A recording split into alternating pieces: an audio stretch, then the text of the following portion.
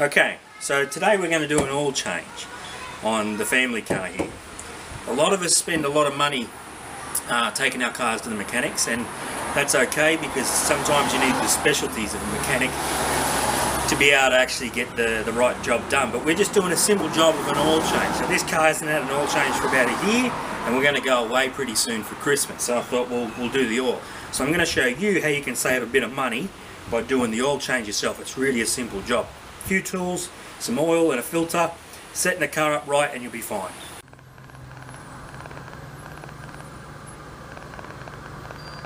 Okay, so we brought the car in just onto a nice bit of flat area here. Well, we don't have a huge garage here at home, so I've just nosed it in so that the front wheels are nice and flat on this concrete here. So the first thing is to open the bonnet. So I'm going to go and do that now. Okay, so we're going to open the bonnet. Put the bonnet stand in place. Make sure it's nice and safe. And we're going to take the top off of the filler hole for the oil on the engine, and we'll just put that out of the way. Okay, a couple of safety tips. Make sure the car, this is an automatic, make sure it's in park, and I've got the handbrake turned on. If you're still worried it might roll away, because we are going to get down under the car, you can always put a brick behind the wheel, but I know this car's going nowhere. Okay, a couple of things you're going to need. A rag, because it's a dirty job. Yep. Super cheap auto.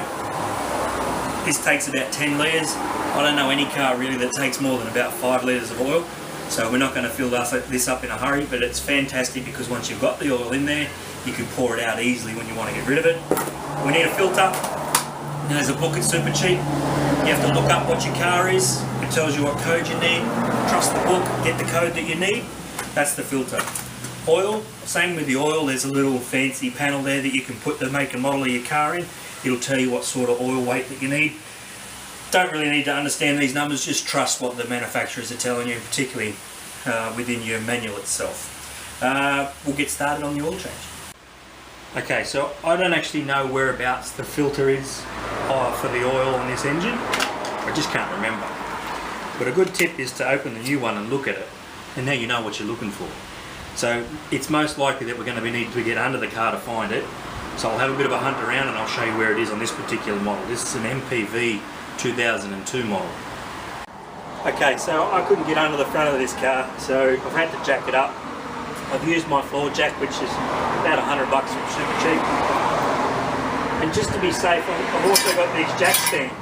And these lift up in a car. That just in case that was to fail and the car was to come down, you can't go past these. So this is a nice, safe way of making sure that you're safe under the car. Get that in place, lift it up, all good. Okay, so when I got under the car, I put my head up and I can actually see that the filter is just there. I'm actually just touching it now. So to get to it, we've got to take this little protective panel off. So there's a few bolts we'll need to undo. So I'll just get a socket. So I've got a socket set here. I don't know what size that bolt's going to be down there. It always tends to be 10, 12 or 14 millimeters. So I'll take those 3 sockets down so I don't have to keep going in and out, in and out. Or I could take the whole kit down too if I needed to. Okay, for me it was a 10 mil socket after all that. So I'm just going to go ahead and take out all these bolts all the way along until this protective panel is off. Okay. 3 bolts for me, pretty easy. Keep them to the side so you can put them back, and I can now get access to the filter, and I can see up there on the filter, you probably can't, but I can see it says Z516. I'm looking at the new one that I bought based on the book at Super Cheap Auto, Z516, so I know this is going to fit. Okay, so this is that filter I was talking about. It might be a bit blurry because the camera is pretty close, but you can see that that's where it is. You can get your hands into it. It might be tight, but we'll work that out. Back here, you can see that is the sump plug. That's the plug we're going to take out that all the oil is going to drain out of. So now I'm going to get that oil catcher, sit it underneath and undo this sump plug. Okay, so I've got the oil catcher underneath the sump here, and the sump plug's undone. I'm just about to take out, this is where you get a little bit of oil on your hands, you always do, and we let that drain out. Remember, it's not going to overflow. that tub's definitely big enough to take all this oil. Here's the sump plug. Pretty good nick. It's got a little seal on the other sort of side that keeps it nice and sealed, but we'll put that to the side as well. And now we'll just wait and let that oil drain right out. When it's completely finished, we'll put the sump plug back in, and then we'll move on to taking that filter off. Okay, so all the oil's out. It's dripping a little bit, but that's enough. I'm going to put this sump plug back in. That way I can move the oil catch bucket here underneath the filter, so that when we take the filter out, because all oil will pour out of there as well, we can catch that oil as well. Okay, so I've put the sump plug back in, and it's just to the point now where it needs to be tightened. And this is how much I like to tighten the sump plug. Just that much. It doesn't need any more than that. That seals it, and that makes it so that you can get it off next time pretty easy.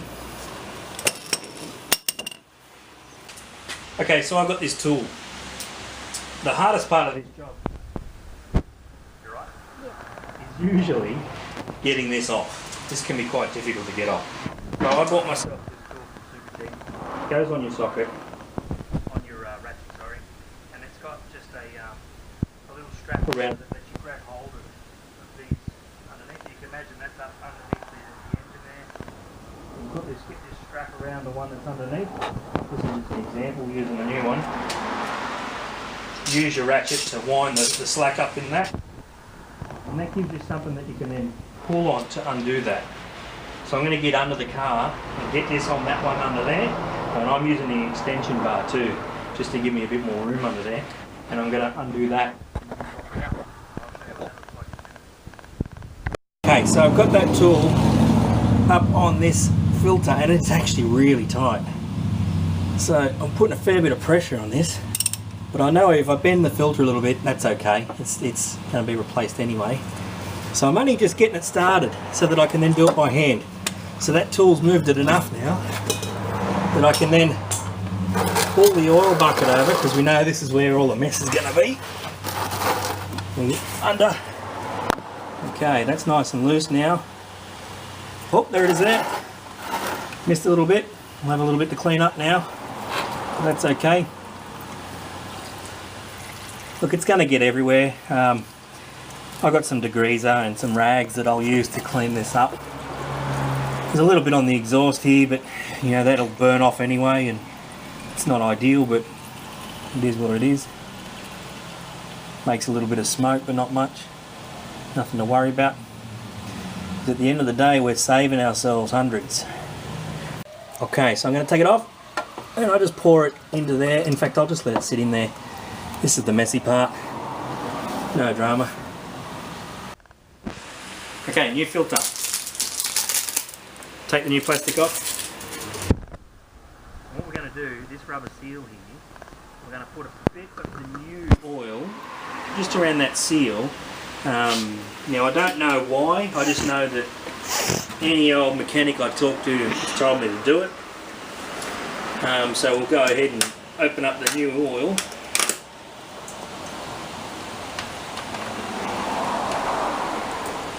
Look at that. We'll get this off.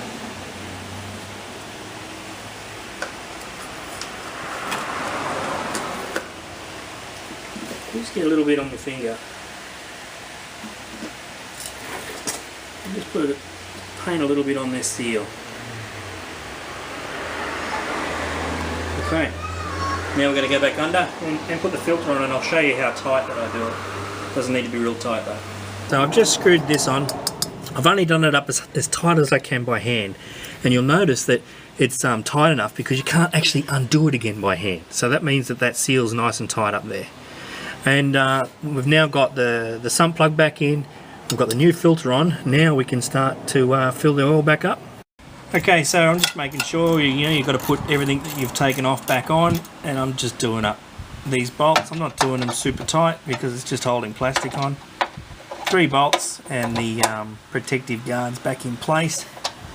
I've given the little exhaust here a bit of a clean up from where the oil dripped. As you can see, I spilled a little bit on the ground, so I'll have to rag that up, use a bit of degreaser. But all good down here. We'll go up top now. So this is the oil that came out. You can see it's very black, but that's because it's done its job. Because an oil in an engine not only lubricates, but also its job is to trap the contaminants that's created within inside the engine. So that's why it's turned black. Oil doesn't seem to get up to temperature till about probably 20 minutes of driving. So if you're a car that does little short runs and not real long runs, you end up with dirtier oil because it just doesn't have the chance to evaporate any of that nasties from inside the engine. We'll go ahead now, I reckon, and just put that new oil in, and we'll take it from there. So, fully synthetic oil. Paid a little bit of extra money. It was about 50 bucks for this on special. But if your car goes a fair long, like a big interval of time goes by between oil changes, you're better off paying the extra money, because this will perform a little bit better than the semi-blended oils, where you've got part natural, part synthetic. So I think it's well worth it, particularly because this car doesn't tend to get used a lot, and the oil changes don't happen as regularly as what maybe it probably should, but we'll go ahead and put it in. So I'm going to take my time putting it in. I've got a nice big funnel, much easier with a big funnel. So I'll put about half the bottle in and then just let it settle. I can already see, because about the 4 litres that came out of the engine, that I need to put about that sort of amount back in.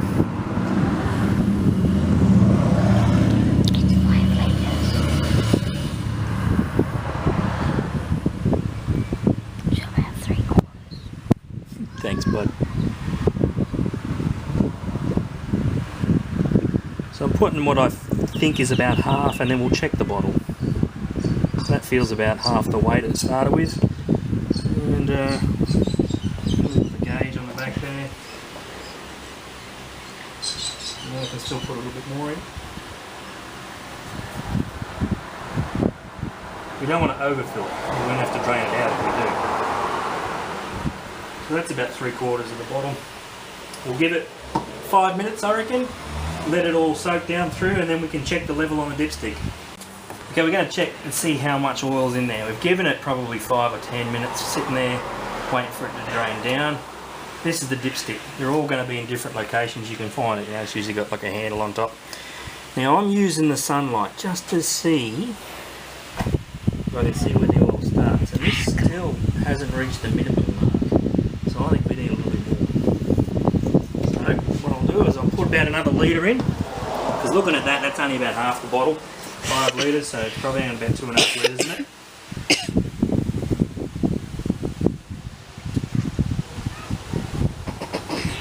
So I'll slowly put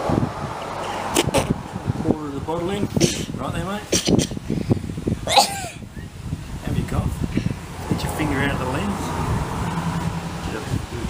Righto. A little bit more.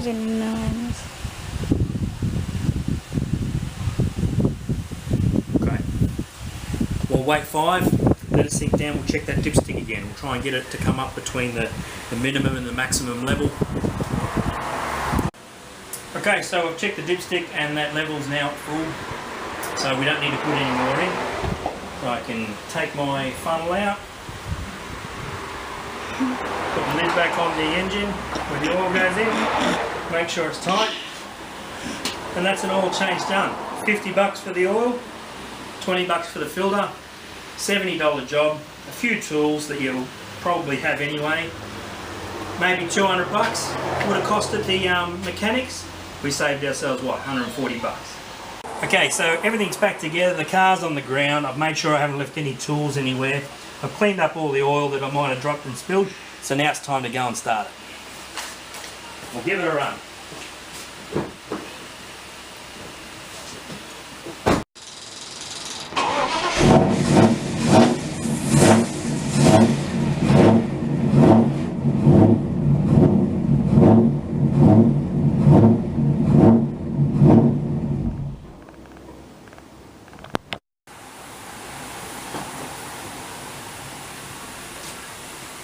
Well, that sounds pretty good. And that's how you do an oil change on a V8 Mazda.